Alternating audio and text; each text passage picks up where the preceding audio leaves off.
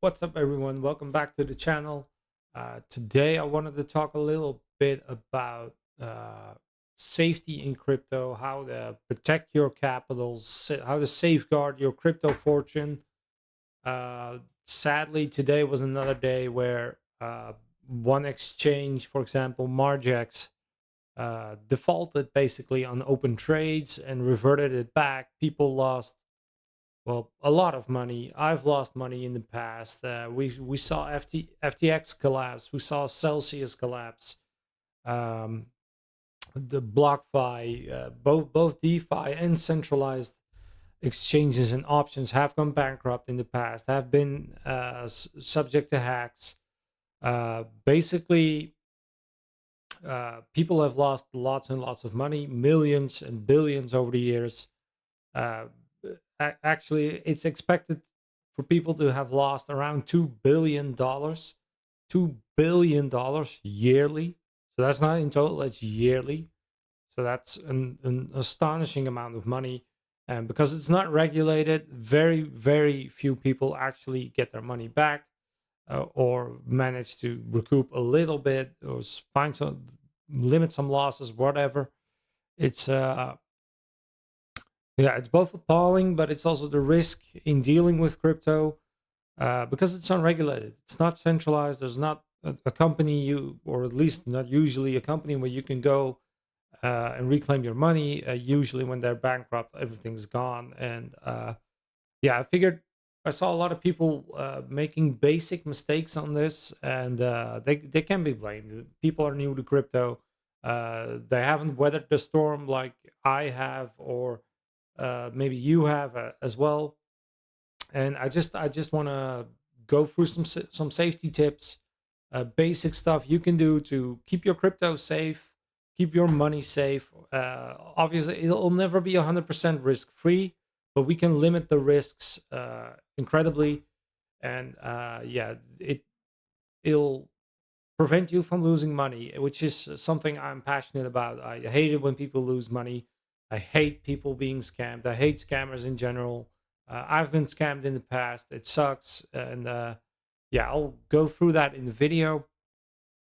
Um, the very common mistake I've seen people make is that all people get an exchange, find something like Coinbase, Binance, maybe Margex or BitUnix, like I use myself. Uh, I use a Dutch exchange as well, Bitvavo. I've used several. I've used Bybit, BitGet, Binance in the past. KuCoin, I've used that as well. But yeah, people find an exchange, they like the ease of use, and they start dumping all their money on it. And let's just turn that off. But people start dumping all their money on it, and they basically use the exchange as a home base for crypto. Uh, and everything seems fine, and it usually is until that exchange starts to default on payments, or they make a wrong bet. They bet against the market. They don't have funds. They freeze withdrawals, and basically everyone that has his or her money on it, they lose it, and it's gone. And yeah, it sucks. It hurts, and there's a very simple solution for that though. Uh, we can't go without these exchanges. We need them primarily because they offer us coins, tokens, projects, which sometimes are difficult to get on the DeFi market. DeFi markets also carry great risk with them, with fake contracts and whatever. So these centralized exchanges, they're also a means of limiting risk. However, not if you start using them as a home base. The best way to protect yourself against this is to use your own DeFi wallet, your own personal wallet. Uh, if used correctly, nobody can get into it. It's your personalized vault. Really, you can store all the crypto you want in it, and it'll be safe, and no one can touch it. If you protect your private keys to it, you protect your device on which you access it. So you can access your wallet on your laptop, your phone, iPad, whatever. But yeah, you got to make sure you lock that behind the door or whatever. Password protected. Use two-factor authentication, Face ID, everything you can use. And sometimes I know it's a hassle to set up, but you should use everything. Every basic option there is, use it. So that way, if you get hacked, and it happens daily to people. If you get hacked, they cannot withdraw all your funds immediately. The same goes for your private key. That's the key with the 12 words you enter or copy when you create a new wallet. Anybody that has those 12 words can access your wallet. If it's even a ledger, if you have a ledger and those words leak, the ledger is useless. Throw it out. People will be able to access it and they will drain it, and you will lose all your money. And it's anonymous primarily, so you will never be able to claim it back. Um, that being said, for exchanges, there's also the basic protection against exchanges is a wallet, and it's also vice versa. So I'll go into it with a little table in a little bit, which I made to simplify things. I will do more videos on the subject as well. And if you have any questions, please feel free to ask them. You can also leave a like and subscribe if you want. It's not necessary, but if you want to, I'd appreciate it. It really helps me out. And yeah, and any subjects you have questions on, feel free to ask. I am working on creating a Discord platform where people are free to ask questions as well. And yeah, I wanna let's try and everyone. I don't want anyone to lose any more money on crypto markets, on scammers, on fake projects, fake coins, whatever. So yeah, I'm gonna be dedicated on making that happen. This at least this bull market and way into the future, hopefully.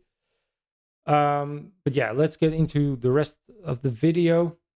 The intro has been going on for quite a long time already. All right, so this is the little table I made, and I hope it's readable, but I'm having a bright light in my eye, so it's hard to see. Uh, but basically, this is how I would at least start out with constructing your safe environment, really. Like I said, people use an exchange, they put all their funds on it, and they only move a little bit to and from it, but they keep everything on an exchange. Now, if that exchange goes bankrupt or hacked or whatever, everything's gone, and even if you're able to get something back, it'll take years. So, what would be the obvious solution? Don't use one exchange. Use two, three, four, five. Use multiple, and a lot of exchanges are all slightly different.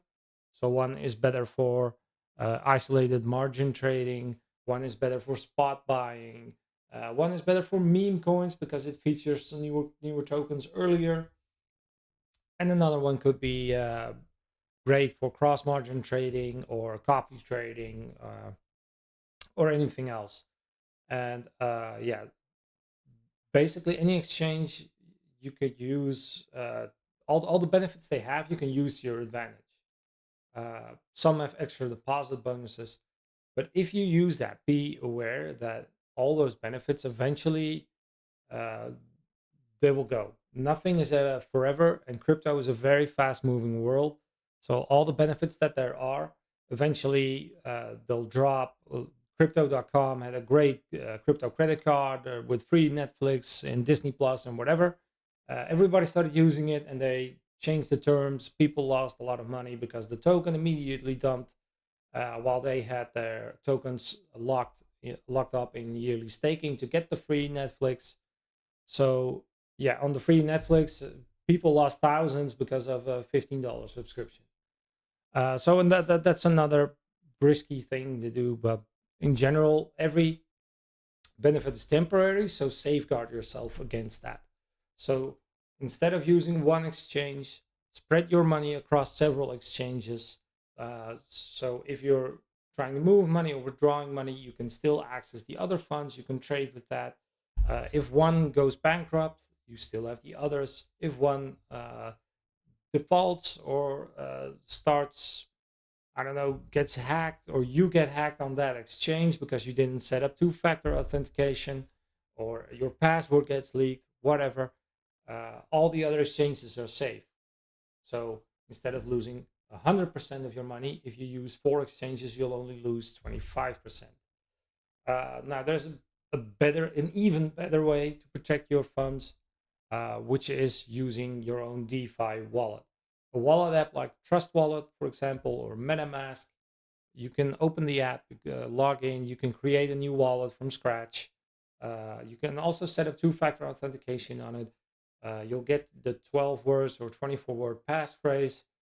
Store that somewhere in paper, in writing, in a locked closet, safe, under the floorboards, wherever you want. Don't store it as a screenshot on your phone. Don't share it with anyone. Anybody that has those words will be able to drain it. They will be able to move funds, and you cannot stop them. And this is both true for Ledger or a hot wallets or cold wallets or whatever. If you lose those words, people can drain it, and you will lose it permanently. Now, that being said, if you do your steps correctly, you will have a secure main wallet. You can put all your crypto into there, and nobody can touch it. No company can reach it, and it's considered safe.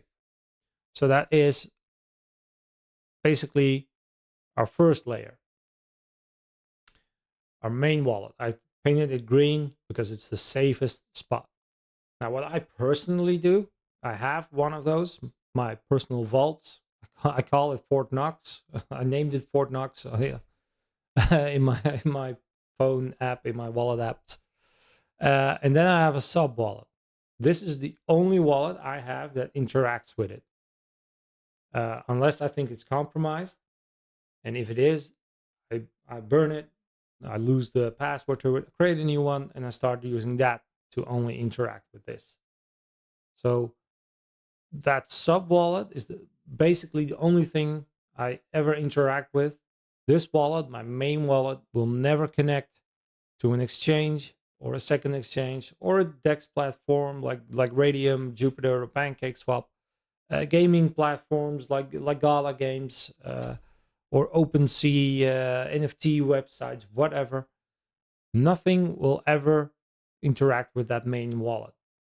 It's Fort Knox. There's only one way in or out, and that's through my second layer of protection, my second wallet, the sub wallet. So in this wallet, there's very little funds. It's completely empty, basically, because it's only used as a go-between while moving money. There's some residual tokens in there. That's it. So let's say I'm trading on exchange number one. I made a bunch of profit. I wanted to withdraw it. I put it on my sub wallet and I stick it in the main wallet. So let's say I traded some Bitcoin. I got more Bitcoin. I want to hold Bitcoin. I move it in there. I have a bunch of USDT because I took a lot of profits because we're in the bull market. I move it off exchange number two into the sub wallet, into the main wallet. Safe and private.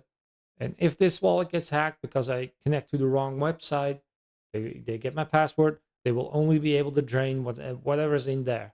The main wallet stays safe. The same goes for a DEX platform, a gaming platform. And even sometimes I take, let's say we gamble a little bit on a super early token. It's not listed anywhere. But we have to connect with our wallet to be able to get an airdrop, a free airdrop, or we have to deposit some tokens, stake some tokens to be able to get the airdrop. I use burner wallets for that. I create a new wallet from scratch. I put the money I need into it from the sub wallet into the burner wallet. I interact with that contract, and if it ends up being a scam, they get access to it or they steal my keys to it, burn it, stop using it, gone. So for sketchy websites or things I completely don't trust, like I don't trust anyone or anything in crypto, but if I really, really doubt it being legitimate, that's what I do. So we have the main wallet, we have the sub wallet. Then the little to no protection, as I already mentioned, I put in exchanges DEX platforms, gaming platforms, sketchy websites on the other end of that. Obviously, there's different tiers to this. Like Binance is more legit than an exchange that formed yesterday. But basically, I put them all under the same header. I have one exchange called Bitvavo. It's a Dutch one, and honestly, I think that's the most legitimate one as far as they can be called legitimate, because it has something of a banking license. It's insured up to $100,000 or euros, because I'm in the EU. Uh, it has some added protections, and if your account gets hacked, you're insured up to a certain amount. So that's the only one I have relatively a lot of money on. All the other exchanges I use, which were a lot, currently it's not a lot, but all the exchanges I had, I used, I took out all my money as soon as I was able. So I only keep the funds I'm trading with on it. And if I think, all right, end of bull market, or I don't want to trade anymore, or whatever, I move the funds back into the sub wallet, main wallet. Or the exchange I have, Bitvavo, can also hold fiat, so I sometimes hold it as euros, but only on that exchange. So that's the little exception. But not everyone can use that. So use a sub wallet, or use a second sub wallet, or a cash wallet where you want to move to and from very quickly. The benefit is, if you do this, it takes minutes to move money from the wallets into the exchanges. Taking it out can take longer, but putting it in, it's lightning fast. I mean, there's no reason to keep all your money on an exchange, other than maybe some staking rewards. But uh, I personally, I maybe on the biggest exchanges, but honestly, if you see super high staking rewards, don't do it. Don't lock your funds for years.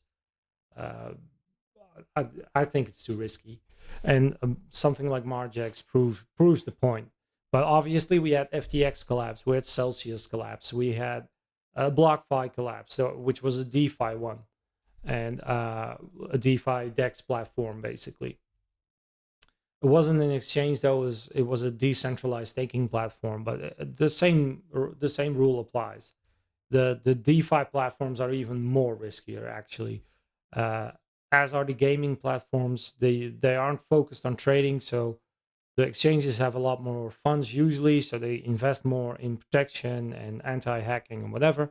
And I personally think these gaming platforms don't have the funds to do that, and yeah, they're more prone to hacking. And it has happened to Gala games as well in the past. I'm not entirely sure when or where, but I think Gala got hacked in the past, or a bridge to it, or whatever.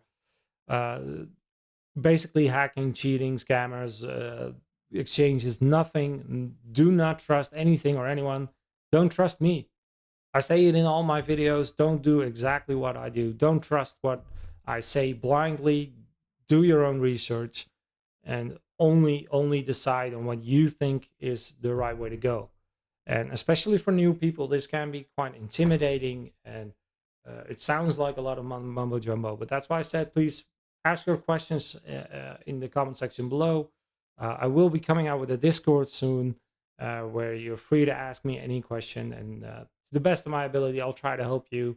uh, I will not be able to give you financial advice. I won't give you financial advice, but I can tell you to use a wallet and basically protect yourself, protect your funds, protect your money.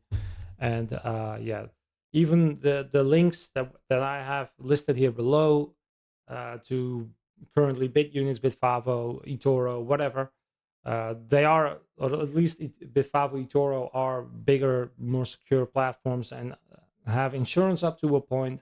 But even then, don't keep money in risky places, is the key takeaway to this. So, as I said, I will be doing more videos on subjects like this, because I was a bit shocked to see how many people are repeating mistakes that uh, both me and other people made years back. So, yeah, I figured that I'd make it a bit of a personal mission to help new people protect their funds, and maybe existing people as well. Anybody that has finds value in this, or I can help, or prevent from being scammed, yeah, is a, yeah, a feather in my cap, basically, is a personal achievement for me. And yeah, stay safe, guys. And I hope you enjoyed the video. And yeah, please leave a like and subscribe if you can. And if, like I said, if you have any other questions, I'll try to work it into the next video. And stay safe, guys.